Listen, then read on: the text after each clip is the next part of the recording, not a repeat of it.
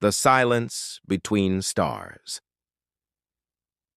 The transport shuttle trembled as it cut through Nephthis's pearlescent atmosphere.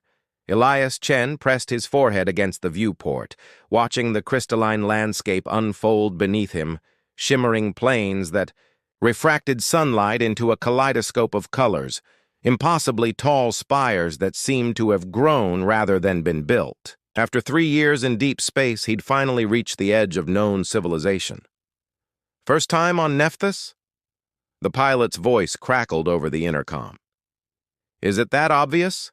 Elias responded, adjusting the collar of his expedition jacket. The University of Xenolinguistics emblem was still bright on his sleeve, unlike the rest of the fabric, worn thin from too many worlds. The ones who stare like that are either first-timers or the ones who never want to leave. The pilot banked. The shuttle toward a sprawling compound of prefab structures. New Haven Colony, humanity's foothold on this alien world. Which one will you be, Professor Chen? Elias didn't answer. He wasn't sure himself. The colony director, Imani Wells, met him at the landing pad, her dark skin weathered from years under Nephthis's blue-tinted sun. Welcome to the edge of nowhere, Professor. Your predecessor lasted 4 months before requesting transfer. The betting pool has you at 6. I read his reports, Elias said, falling into step beside her. He claimed the Varathi physiology makes verbal communication impossible. Dr. Farron was impatient, Imani replied, leading him through the bustling colony center where researchers and miners mingled uneasily. The Varathi communicate primarily through bioluminescent patterns across their skin.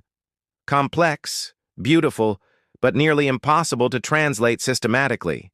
Nearly impossible is my specialty. It wasn't arrogance, just fact.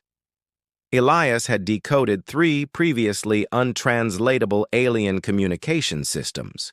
Each success had pushed him further from Earth, chasing the next linguistic frontier. Imani stopped at a small habitat unit. Home sweet home. You'll meet your Varathi liaison tomorrow morning. Rest up. Their settlement is a 2-hour trek through the crystal forests.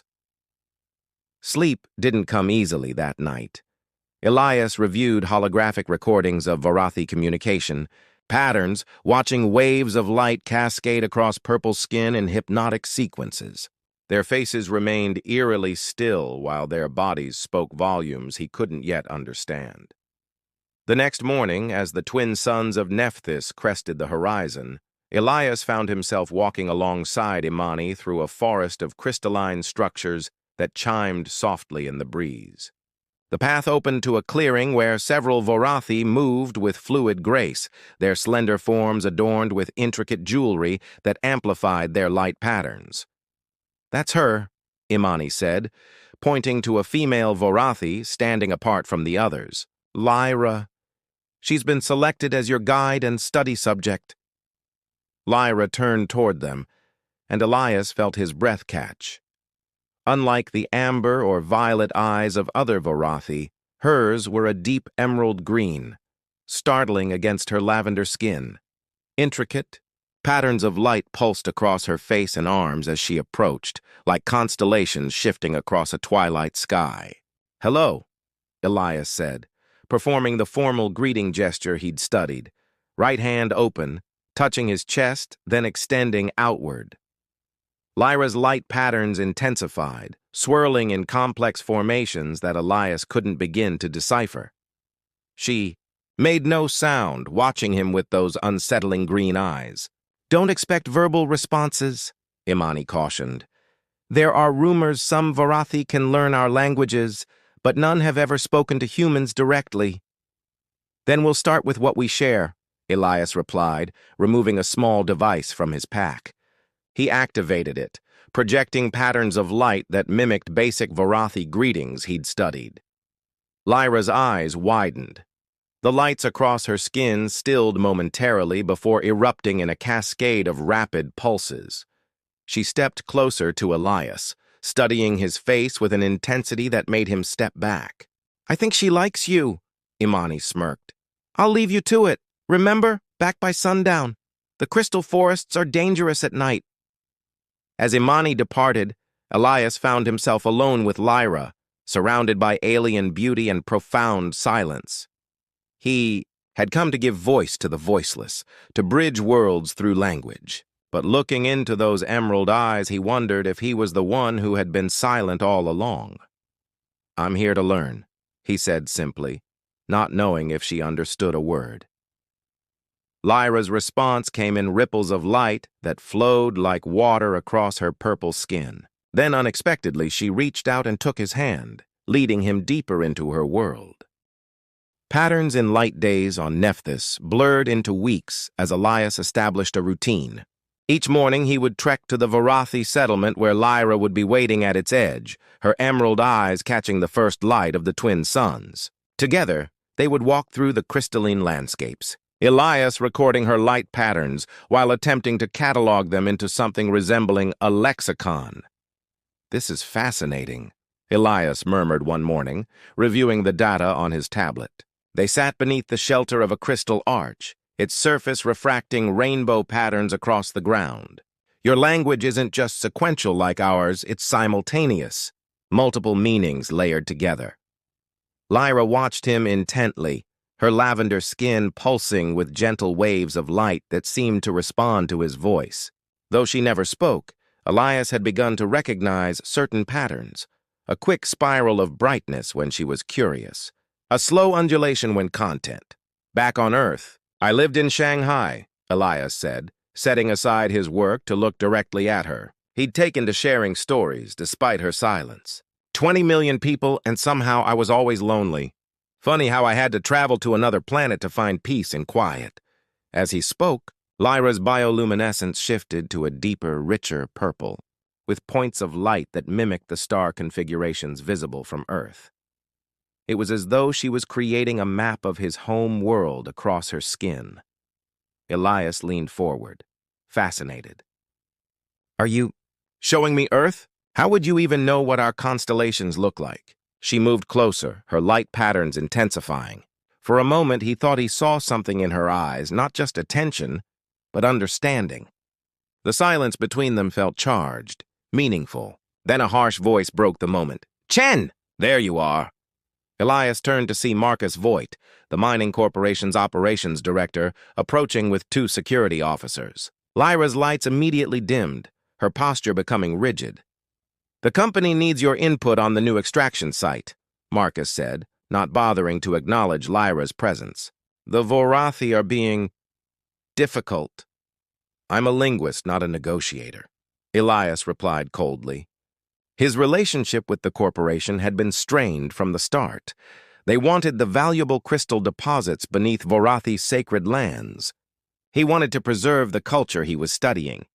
Marcus gestured impatiently. "Which is why we need you. These aliens won't speak, but they're somehow communicating resistance to every site we propose. We need you to figure out why this particular region matters so much to them." Elias felt Lyra's hand brush against his arm, a rare physical contact that drew his attention back to her. The pattern flowing across her skin now was one he'd never seen before, sharp, jagged pulses that radiated outward like warning flares. "I'm not finished with today's session," Elias said firmly. "I'll review your proposal tomorrow." Marcus's expression hardened. "The corporation funds your research, Professor. Don't forget that." He turned and walked away, his security team following closely. When they were gone, Elias turned to Lyra, whose light patterns had not calmed. "I'm sorry about that. Not all humans are like him." That evening, instead of returning to the colony, Elias accepted Lyra's invitation, communicated through gentle tugs on his sleeve, to witness a Varathi gathering. In a vast cavern beneath the crystal forest, hundreds of Varathi stood in concentric circles, their combined bioluminescence creating patterns of breathtaking complexity that flowed like cosmic tides throughout the space. In the center stood what Elias recognized as Varathi elders, their purple skin deeper in tone, almost indigo. As they moved in slow, deliberate motions, the light patterns of the entire gathering shifted in response, creating a symphonic conversation of light and motion. "It's beautiful," Elias whispered, though he understood none of it. Lyra led him to the edge of the gathering, positioning him beside her. Without warning, she took his hands in hers. Her skin was warm, almost hot to the touch, and he could feel a subtle vibration where their fingers met. The lights across her body seemed to reach out toward him, extending beyond her physical form. For just a moment, Elias felt something, an emotion not his own, a profound sense of connection to everything around him. The crystal formations, the Varathi, Lyra herself, all part of something larger, a network of consciousness that hummed with life and purpose. The sensation vanished as quickly as it had come, leaving Elias breathless. Lyra was watching him, her emerald eyes reflecting the cascading lights around them. For the first time, he wondered if he had been approaching everything backward, trying to teach the Varathi to understand human language, when perhaps it was he who needed to learn a new way of understanding. That night, as the twin moons cast their silver light through the crystal forest, Elias made a decision. He would not help the corporation exploit this world. Whatever the Varathi were protecting, it mattered, and somehow he needed to find a way to truly communicate with Lyra, not by making her speak his language, but by learning to listen to hers. Echoes of understanding. The atmospheric storm rolled in without warning, turning the sky into a churning mass of electric blue and violet. Elias and Lyra had ventured farther than usual that day, exploring ancient crystal formations that Elias suspected held cultural significance for the Varathi. Now they were caught in open terrain, lightning arcing between crystal spires around them. "We need to find shelter!" Elias shouted over the howling wind, his voice barely audible even to himself. The research outpost was too far, and the storm was intensifying rapidly. Lyra's skin pulsed with urgent, sharp bursts of light. She grabbed his hand, pulling him toward a formation of interlocking crystal structures. As they ran, Elias felt the air around them becoming charged. The hairs on his arms stood on end, a warning sign he recognized too late. "Lyra, wait!" A blinding flash erupted from the nearest crystal spire, sending a bolt of energy directly toward them. In that split second, Lyra moved with inhuman speed, placing herself between Elias and the oncoming strike. The lightning connected with her body, her purple skin absorbing the energy in a spectacular display of cascading light patterns that flowed like rivers across her form. Elias watched in horror, certain he was witnessing her death. But instead of falling, Lyra remained standing, the energy dissipating through her in controlled waves.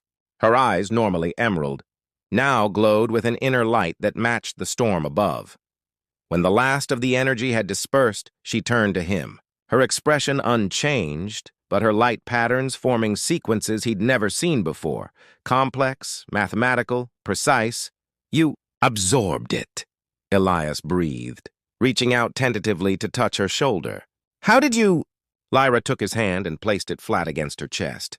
Beneath his palm, he could feel a rapid vibration, like a heart beating in impossible rhythms. She then placed her hand against his chest, feeling his own thundering heartbeat. The lights across her skin shifted to match its pattern exactly. Understanding dawned on Elias. "You're adapting to me," he whispered. "You've been studying me this whole time, just as I've been studying you." They reached the shelter of a crystal cave just as the storm reached its peak. Inside, the sound of the wind diminished, replaced by the faint musical tones of the crystals resonating with the storm's energy. The space was small, forcing them to sit close together, their shoulders touching. "The corporation doesn't understand what they're doing here," Elias said, more to himself than to Lyra. "These crystal formations, they're not just geological curiosities, are they? They're part of your communication network somehow." Lyra's response was unexpected. She leaned closer, her face inches from his, and slowly raised her hand to his temple. The moment her fingertips made contact, Elias gasped. Images flooded his mind, not just pictures, but sensations, emotions, understanding. He saw the crystal formations as the Varathi saw them, living amplifiers of their collective consciousness. Grown over millennia, each formation tuned to specific emotional and spiritual frequencies. When she withdrew her touch, Elias found himself trembling. That's what the corporation wants to mine, he said hoarsely. They'd be destroying your neural network, your history, your connection to each other. For the first time, Lyra's expression changed. A subtle softening around her eyes, a relieved relaxation of her features. She understood that he understood. They remained in the cave until nightfall, the storm gradually subsiding around them. In the close quarters, their conversation continued without words.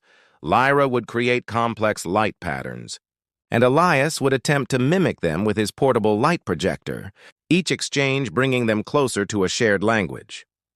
As the twin moons became visible through the cave entrance, their silver light mixing with the natural bioluminescence of Lyra's skin, something changed between them. Her light patterns shifted to warmer hues, pulsing in slower, more intimate rhythms. She moved closer, her emerald eyes never leaving his. Elias hesitated only briefly before reaching out to trace the pattern of lights along her arm. At his touch, the lights intensified, following his fingertips like magnetic attraction. Lyra's response was to mirror his action, her slender fingers exploring the contours of his face with delicate precision.